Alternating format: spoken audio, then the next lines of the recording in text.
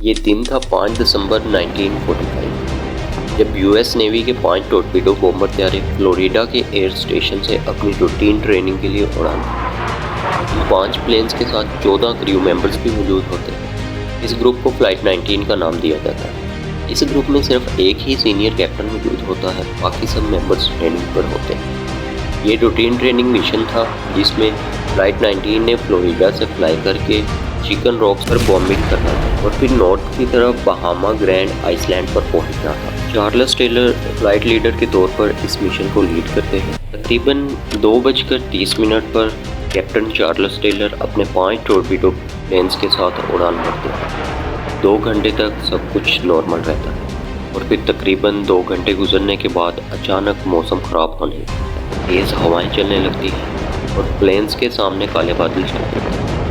इतने में captain Charles को लगता है कि वो शायद रास्ता भटक गए, लेकिन ये सब मामूल की बात थी। मौसम का अचानक ख़राब हो जाना, तेज़ हवाएं चलना, काले बादलों का प्लेन्स के सामने आ जाना, ये आम रूटीन्स में भी होता रहता है। इन फ्लाइट 19 के लिए हैरानी की बात तब हुई जब स्क्वाड्रन कैप्टन रडार से कम्युनिकेट करने की कोशिश करते हैं, मगर सब कनेक्शंस कट हो चुके होते हैं।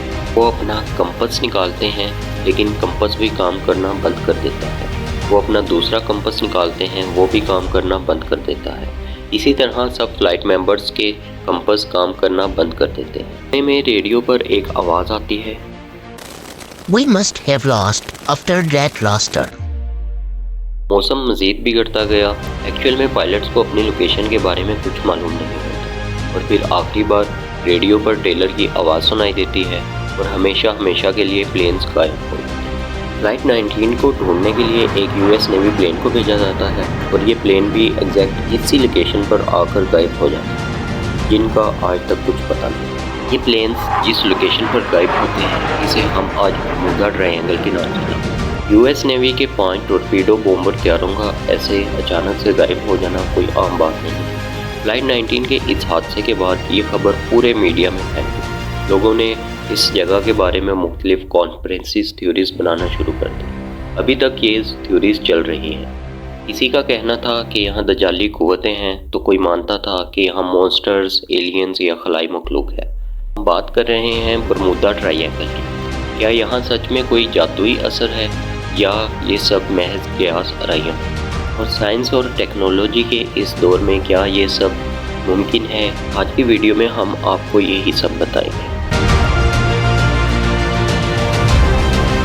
इस सब के बारे में कॉन्स्पिरेसी थ्योरीज तो डेवलप हो ही चुकी थी, लेकिन समंदरी इस इलाके के बारे में अभी तक कोई डिफाइंड बाउंड्रीज नहीं थी। और फिर 1952 में फैट मैगजीन में एक आर्टिकल लिखा गया जिसमें पहली बार ट्रायंगल की बाउंड्रीज को डिफाइन किया गया। इस मैगजीन में जो बाउंड्रीज को डिफाइन किया गया वो फ्लोरिडा से शुरू होकर चिकन रॉक्स और बहामा आइसलैंड तक जाती थी, जो कि एक त्रिकोण यानी ट्रायंगल की शेप में बनती है। इसके बाद 1964 में आर्गोसी मैगजीन में इस जगह को पहली बार बरमूडा ट्रायंगल का नाम दिया गया, जिसके बाद ये बरमूडा ट्रायंगल की मिस्ट्री इतनी पॉपुलर हो गई कि इस पर बहुत सी ओवर रिसर्च बेस्ड बुक्स लिखी जाने लगी।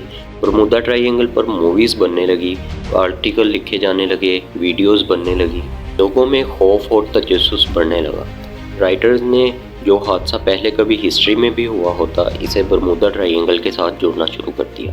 बरमूडा ट्रायंगल पर लिखी जाने वाली किताबों की रातों रात लाखों कापियाँ बिकने लगी। लेकिन इन सब कॉन्स्पिरेसी थ्योरीज और आर्टिकल के पीछे कोई साइंटिफिक रिसर्च या साइंटिफिक लॉजिक नहीं था और मुसन्निफ इन वाक़यात के पीछे की वजह को बयान करने में भी नाकाम रहे, जिसकी वजह से ये सब कयास आराइयाँ पैदा हुई। लेकिन ये सब महज कयास आराइयाँ ही थी। बरमूडा ट्रायंगल दुनिया के जिस खित्ते में वाक़या है, ये रास्ता प्लेन्स और कार्गो शिप्स के लिए सबसे ज़्यादा इस्तेमाल किया जाता है। इस रास्ते से 24 घंटे अनगिनत प्लेन्स और बहरी जहाज़ गुजरते हैं। बरमूडा ट्रायंगल में भी हादसात इसी तरह पेश आते हैं जैसा कि दूसरे समुद्री इलाकों में। इसकी वजह कोई भी टेक्निकल खराबी या इंसानी गफलत हो सकती है। आप इस वक्त जो पिक्चर स्क्रीन पर देख रहे हैं ये आज ही के दिन फ्लाइट रडार से ली गई है। आप देख सकते हैं कि बरमूडा ट्रायंगल के ऊपर से कितने जहाज़ गुजर रहे हैं और इसी तरह यहाँ से रोज़ाना अनगिनत जहाज़ गुजरते हैं। इसके अलावा आप marinetraffic.com पर जाकर भी देख सकते हैं कि सैकड़ों शिप्स इस वक्त यहाँ से गुजर रही हैं। ये जहाज़ और शिप्स अपनी नॉर्मल रूटीन में यहाँ से कई बार गुजरते हैं। इन प्लेन्स को ना तो कोई शैतानी कुव्वत नुकसान पहुँचाती है और ना ही कोई एलियंस या मॉन्स्टर्स। इसके अलावा अगर हम दुनिया में दूसरी जगहों पर होने वाले हादसात की परसेंटेज को यहाँ की परसेंटेज से कंपेयर करें तो यहाँ भी वही परसेंटेज होती है जो कि दुनिया के बाकी इलाकों में होने वाले हादसात की।